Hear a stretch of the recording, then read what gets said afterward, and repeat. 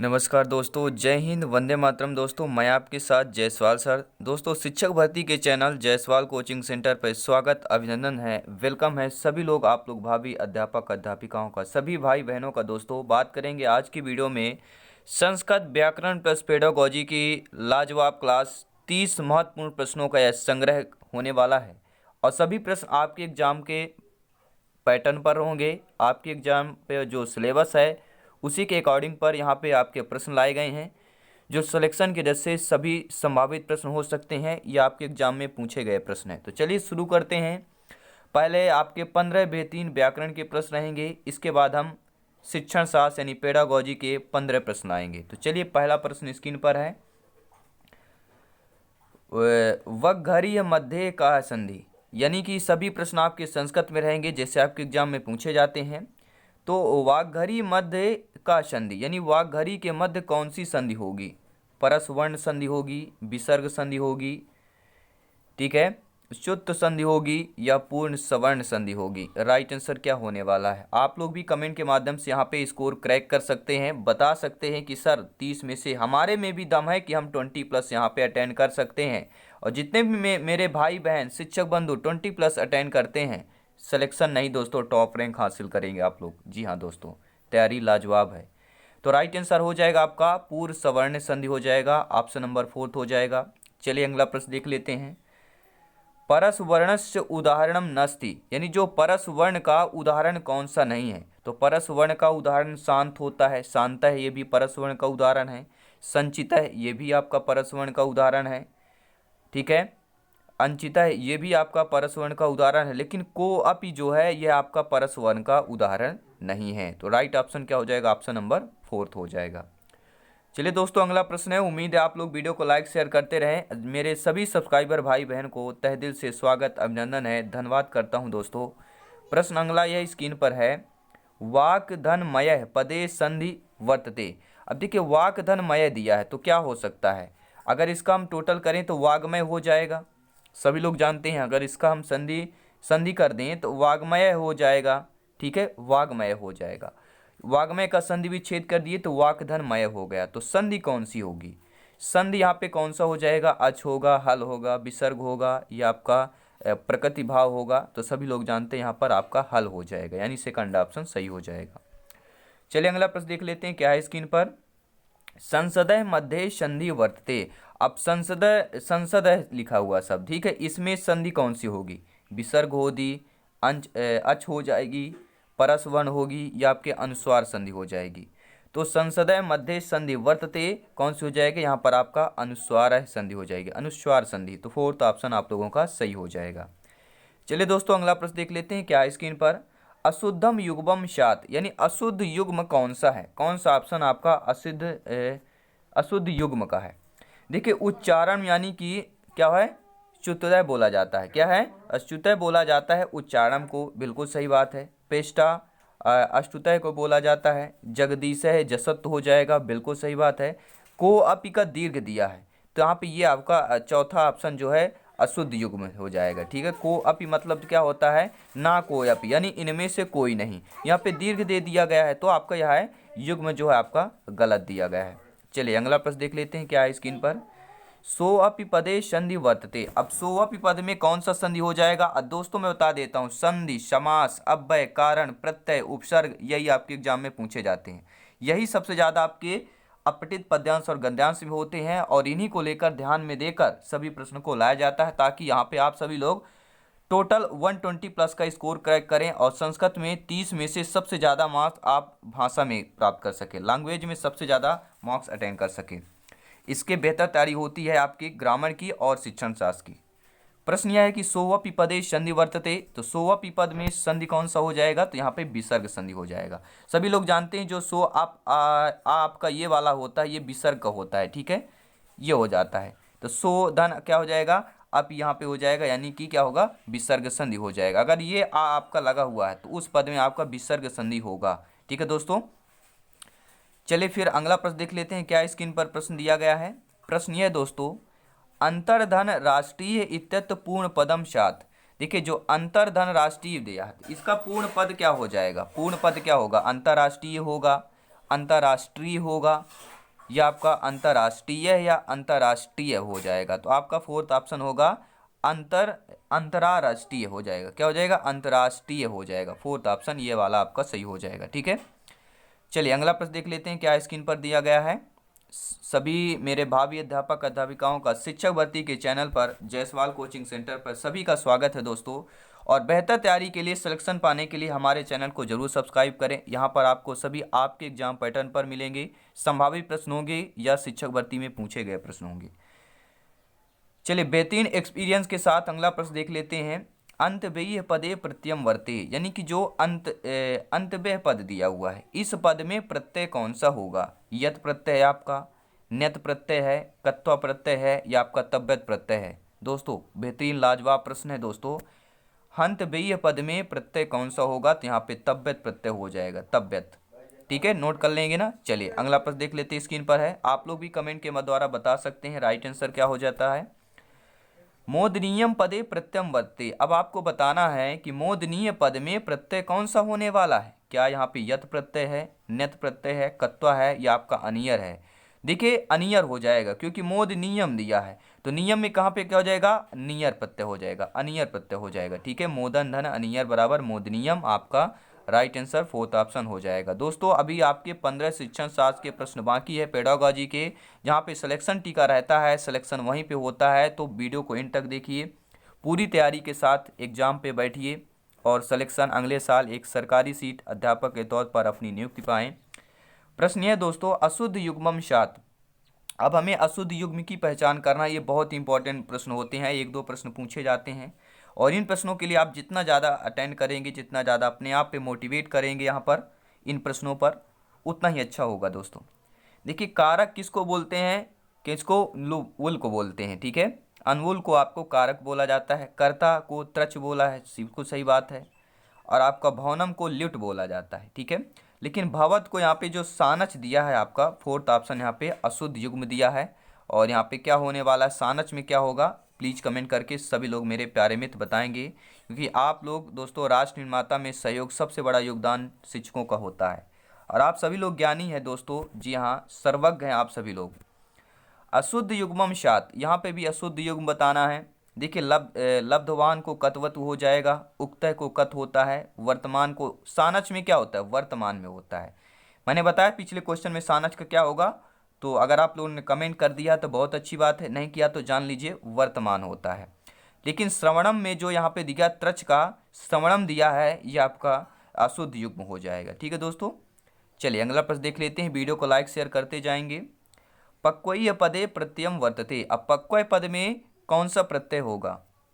कत, कतवतु, तव्यत, त्रच। तो सिंपल सी बात है, पक्वय में आपका कत प्रत्यय हो जाएगा। सभी लोग समझ रहे हैं। चलिए अगला प्रश्न देख लेते हैं, स्क्रीन पर आ चुका है।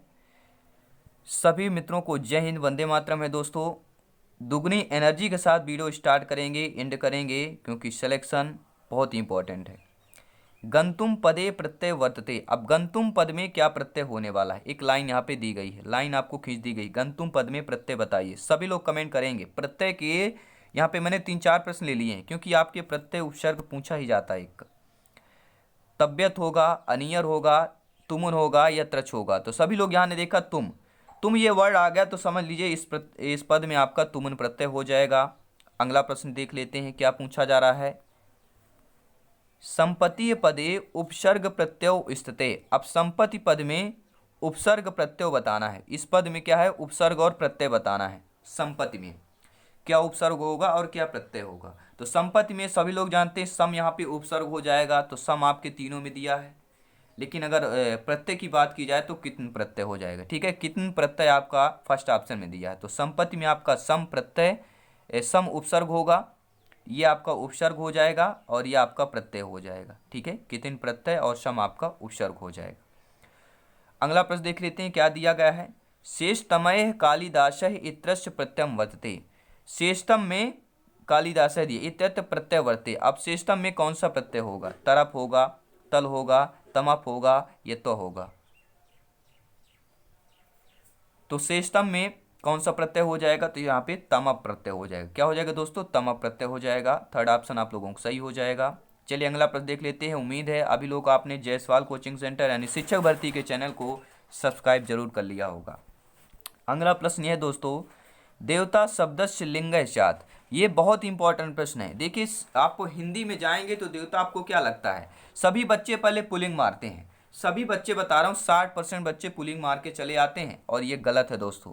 गलती यही करते हैं हम लोग, क्या है, वीडियोज देखते नहीं हैं, ठीक है, वीडियोज देखते नहीं हैं, समझते नहीं हैं, और बस एग्ज़ाम में बैठ जाते हैं और फिर निराशा हासिल होती है। तो जायसवाल कोचिंग सेंटर को ज्वाइन कीजिए और निराशा को आशा में बदलिए और सिलेक्शन पाइए।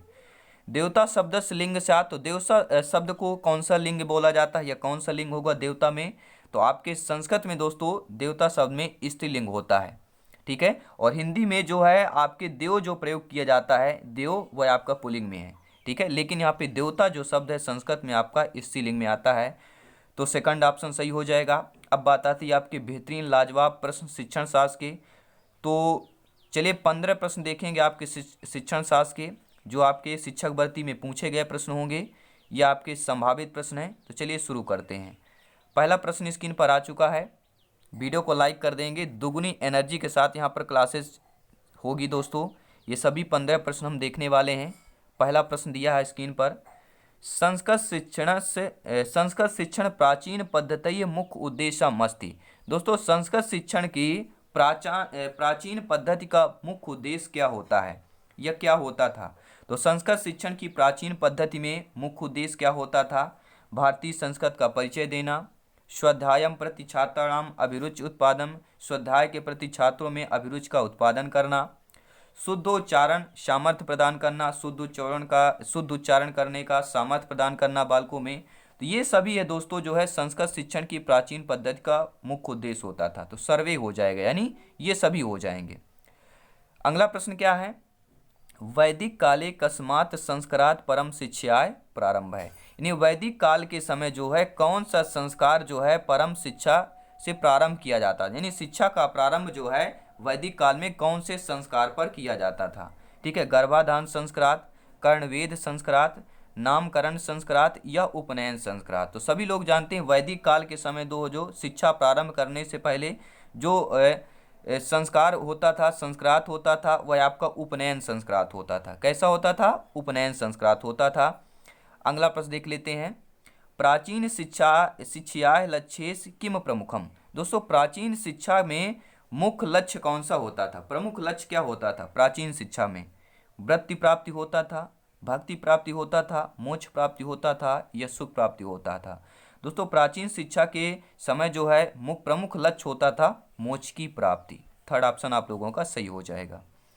आप लोग भी वीडियो पॉज कर कमेंट कर सकते हैं, बता सकते हैं शिक्षा शास्त्र में 15 में से कितना मार्क्स अटेंड कर रहे हैं। प्रश्न अगला है, समाज दृष्टिया प्राचीन काले गुरु की दशा आसीत। समाज के दृष्टि से प्राचीन काल के गुरु कौन से होंगे दोस्तों, ठीक है। समाज के दृष्टि से प्राचीन काल के गुरु होते थे, राजो उपदेशक होते थे, आज्ञा निवारक होते थे, शास्त्रज्ञ होते थे या कर्म शून्य होते थे। तो समाज के दृष्टि से प्राचीन काल के गुरु जो है आपके आज्ञा निवारक है आसीत, यानी आज्ञा निवारक के रूप में होते थे। सेकंड ऑप्शन आप लोगों का सही हो जाएगा। अगला प्रश्न है, की दशाय शिष्याय ज्ञानार्जने अर्याय भवति। यानी कौन सी की दशा, यानी किस प्रकार जो है शिष्य ज्ञानार्जन करते थे या किस प्रकार के शिष्य जो है ज्ञानार्जन करते थे। उन्नति कुल से करते थे, उपनयन संस्कार के बाद करते थे, सर्वव्यापी करते थे या ब्रह्मचर्य व्रत का पालन करने वाले बालक जो है या शिष्य जो है ज्ञानार्जन करते थे। तो क्री दशा है, तो ब्रह्मचर्य बालक करने, यानी कौन सी दशा में जो बालक ब्रह्मचर्य व्रत का पालन करते थे वही शिष्य आपके ज्ञानार्जन अर्जित करते थे, ज्ञान को अर्जित करते थे, ठीक है दोस्तों। राइट ऑप्शन आपका फोर्थ हो जाएगा। अगला प्रश्न देख लेते हैं क्या दिया गया है यहाँ पर, विद्या कति विद्या संति। विद्या के कितने विधि हैं दोस्तों, चतुर्दश हैं, पंचदश हैं, षोडश है या 10 है। तो विद्या के कितने विधि हैं दोस्तों, विद्या के चतुर्दश, ठीक है, विद्या के चतुर्दश विधि हैं। तो पहला ऑप्शन आप लोगों का सही हो जाएगा। अगला प्रश्न क्या दिया गया है स्क्रीन पर है, उत्तमाधम शिक्षको लक्षणम कस्मिन काव्ये उत्तम। दोस्तों उत्तम अधिगम शिक्षक का लक्षण कस्मिन काव्ये उक्तम, किस काव्य से उक्त होता है? तो उत्तमाधम शिक्षको लक्षणम कस्मिन काव्ये, तो आपका माल विकाग्निमित्रे काव्ये उक्तम। ठीक है, क्या दिया गया यहाँ पे? उत्तमाधम शिक्षको लक्षणम कस्मिन काव्ये उक्तम, तो माल विकाग्निमित्रे काव्यम उत्तम। राइट ऑप्शन आप लोगों का बी हो जाएगा। चलिए अगला प्रश्न देख लेते हैं, स्क्रीन पर आ चुका है। सभी प्रश्न इंपॉर्टेंट है सिलेक्शन की वजह से, एग्जाम के क्रैक करने की वजह से, और आपका शिक्षक भर्ती यानी कि सिलेक्शन पाने के लिए। अगला प्रश्न देखिए दोस्तों, सभी मित्रों को जय हिंद, वंदे मातरम। विद्यालयेषु सामाजिकतया विकासार्थम किम आवश्यकम, अर्थात विद्यालय में सामाजिक के रूप में विकासार्थम किम आवश्यकम, विकास क्यों आवश्यक है? मित्रता में प्रतिस्पर्धा सहयोग है न किंचित। दोस्तों विद्यालय में जो है सामाजिकता विकासार्थम किम आवश्यकम, विद्यालय में सामाजिक रूप से विकास क्यों आवश्यक है? सामाजिक रूप से सहयोग की आवश्यक है। ठीक है, विद्यालय में जो है सामाजिक रूप से सामाजिकता जो है विकासार्थम किम आवश्यकम, सहयोग दे करना चाहिए। तो विद्यालय में समाज को सहयोग करें, ये बहुत बड़ा आवश्यक है, योगदान है, सहयोग करें, सभी समाज सहयोग करें। अगला प्रश्न है दोस्तों, शिक्षा प्रमुख अंगम किम, शिक्षा का प्रमुख अंगम क्या होता है? धन होता है, विद्यार्थी होता है, पाठ्यक्रम होता है या विद्यालय होता है? तो शिक्षा का प्रमुख अंग क्या होता है? पाठ्यक्रम होता है। बालक जब जाता है तो किसके आधार पर पढ़ता है? बालक पाठ्यक्रम के आधार पर पढ़ता है। हमारे अंग कौन है दोस्तों? हमारे अंग क्या हैं? सभी लोग जानते हैं, सभी लोग जानते हैं हमारे अंग, हाथ पैर आँख नाक मुंह, ये सब हमारे अंग हैं, शरीर के सभी अंग हैं। मानव, बालक, स्त्री, पुरुष सभी के ये अंग हैं। तो इसी प्रकार आपका शिक्षा का प्रमुख अंग आपका पाठ्यक्रम होता है। अगला प्रश्न आ गया दोस्तों, स्क्रीन पर है, अध्यापक की दशो भवेत, अध्यापक जो है कैसे होते हैं? राजनीतिज्ञ होने चाहिए, ज्ञानवान होने चाहिए, सामान्य कर्मचारी होना चाहिए या स्वार्थ संपादक होना चाहिए? तो अध्यापक कैसे होने चाहिए दोस्तों? आप भावी अध्यापक अध्यापिकाएं हैं, सभी लोग कमेंट करेंगे अध्यापक अध्यापिकाएं कैसे होने चाहिए। कीदृशो भवेत, तो कैसे होने चाहिए? ज्ञानवान होना चाहिए, क्योंकि जब ज्ञानवान होंगे तभी बच्चों को ज्ञान प्रदान करेंगे। चलिए अगला प्रश्न देख लेते हैं, स्क्रीन पर आ चुका है। प्रश्न यह है दोस्तों, शिक्षण शब्दे मूल धातु वर्तते, ये बहुत बार रिपीट हुआ शिक्षक भर्ती में, यानी शिक्षण शब्द का मूल धातु क्या होता दोस्तों? सभी लोग जानते हैं शिक्षण शब्द का मूल धातु शिक्ष होता है। पहला ऑप्शन सही हो जाएगा।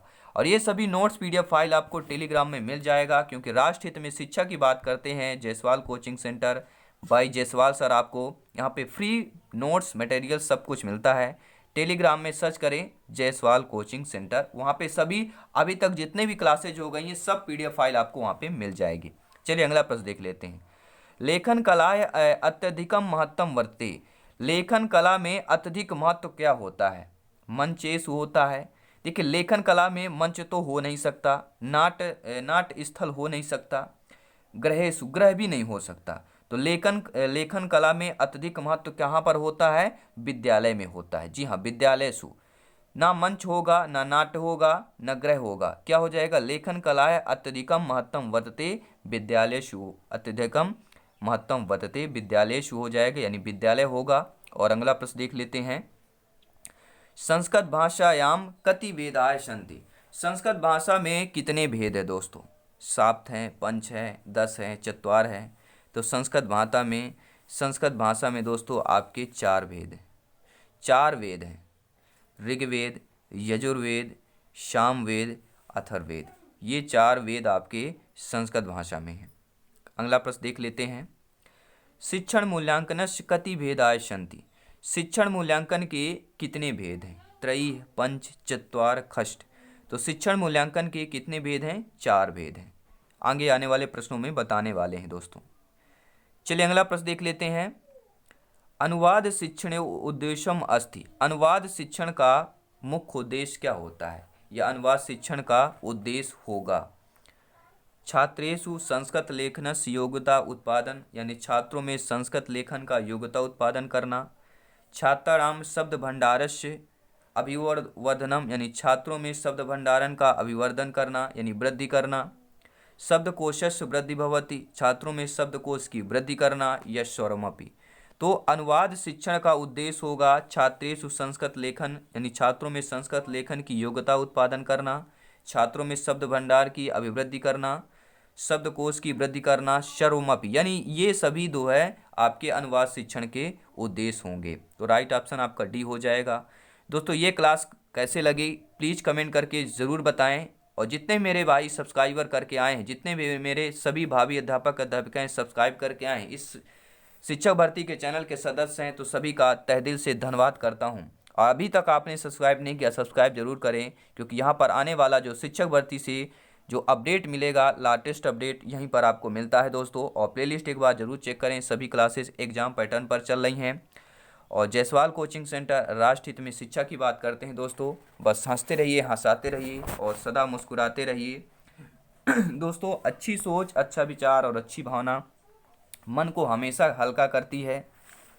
और हमें किसी भी खास समय के लिए इंतज़ार नहीं करना चाहिए, बल्कि अपने हर समय को खास बनाने की पूरी तरह से कोशिश करनी चाहिए। जय हिंद साथियों।